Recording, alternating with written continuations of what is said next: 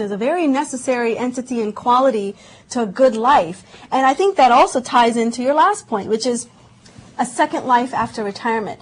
I know that there's a lot of baby boomers now who are going to be retiring, and a lot of them look at it as, okay, part one of my life is done, my obligations to my family are met, now it's time for me. And that feeling is increasing amongst women. A lot more because, well, there are a lot more single and divorced women out there who never got married or don't have a partner. And for them, survival and sustenance is about starting a new business once they finish that one part of their lives.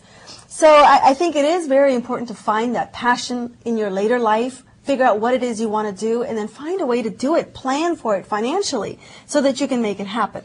Absolutely. And you know, there's a saying out there is, do you work to live or live to work? And I think a lot of people in the U.S. take this, you know, we live to work. That is what we do. Whereas people in Europe, you know, they work to live. You know, they have these long vacations and they do enjoy life. And I think that that's something, especially in this economy with a lot of stress, I think that that's something we can all learn from. Well, Viraj, speaking of men and women, here is a funny article out of Psychology Today. I highly recommend you pick up the magazine and read this one. It's all about how men and women remember and count their sexual partners. Now, as you might expect, men are used to jacking up their numbers to look like studs.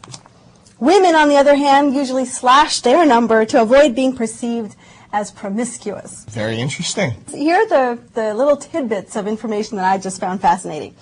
Now, if you are a basketball fan, then you know there have been numbers tossed around like Wilt Chamberlain, who's claimed he's had sex with 20,000 women. Wow. Okay, so that might be an urban legend, but did you know Charlie Sheen claims to have slept with 5,000 women? Wow. Gene Simmons, 4,600. Julio Iglesias, 3,000. Jack Nicholson, 2,000 women. And Hugh Hefner, we all know him from Playboy, of course, has only slept with 1,000 women. That's just paltry. Committed. That's just nothing compared to Charlie Sheen. Or Wilt Chamberlain. Or Wilt Chamberlain. But here's something else that was interesting in the article. They compared the average number of lifetime sexual partners of various groups, ethnic groups, countries, professions. Here's a few interesting ones.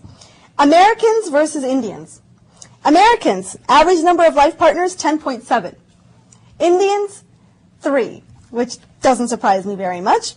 Poets versus accountants. As you might expect, poets are romantic. They've slept with an average of 11 people during their lifetimes. Accountants, only 3. Unfortunately. Compared to the Indians. I don't know, Indian accountants? Could be. Finally, here's one, whites versus blacks. Whites on average sleep with about 7.7. Blacks will sleep with about 8.3. What's interesting to me about that is it's not that different. No, it's not. We want to think that there is large diversities and variations, but there's actually not. Our promiscuity, if anything, is probably determined by the type of society we lived in, as opposed to the ethnic segment we belong to, except for the case of Asians and Latinos, and I think we're still evolving our generations here. You know, it's interesting because there have been a number of stories run in Men's Health or Maxim. It definitely pops a smile when you read something like that, and it's something to think about. But what exactly does that give you? What exactly does this mean? Well, so tell me what the article talks about in terms of the punchline. Well, the punchline, if you will, I think this is not really intended to help you sway one way or the other in terms of your opinion, but you look at an article like this versus the article we just talked about, which is the equality of men and women. And the reality is we can see ourselves as equal on so many playing fields. But when it comes to the bedroom and topics about our own personal promiscuity, we go right back to sometimes very conventional thinking, and we don't break out of those. For example, you know, women will still, to this day, despite all of their independence and their equality, will shy away from talking about the number of partners they've been with.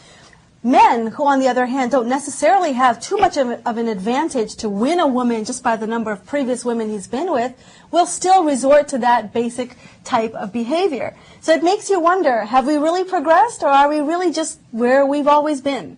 So one last comment on that. So if you're comparing men and women, can you actually compare, countries? So the U.S. versus India. I mean, I can imagine that Indians are a little bit more reserved in talking about something like that, which is why their number is probably at 3, where Americans are very, very open about talking about things like that. So which is why their number is probably 10. So I think there has to be a little plus or minus 2 or 3 over there. It's not an exact science.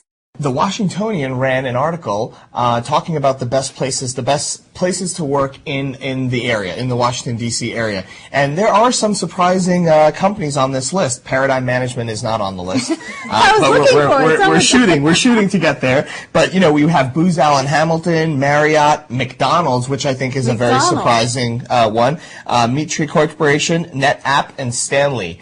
And some of the things that these companies provide that make them the best place, it all wraps around flexibility and providing employees with certain fringe benefits that they would normally not get at other companies, such as you have Booz Allen provides up to $50,000 for in vitro fertilization. McDonald's, you're allowed to telecommute if you work for McDonald's. The average tenure is 12 years. Who would have thought that telecommuting was a possibility working at a McDonald's? No, or that you'd have the kind of longevity, 12 years at a company. That's pretty phenomenal. Absolutely. So as we step into these times, it looks like corporations and companies have to get a little creative with what they offer to retain employees and to be rated in the Washingtonian as the best companies to work for.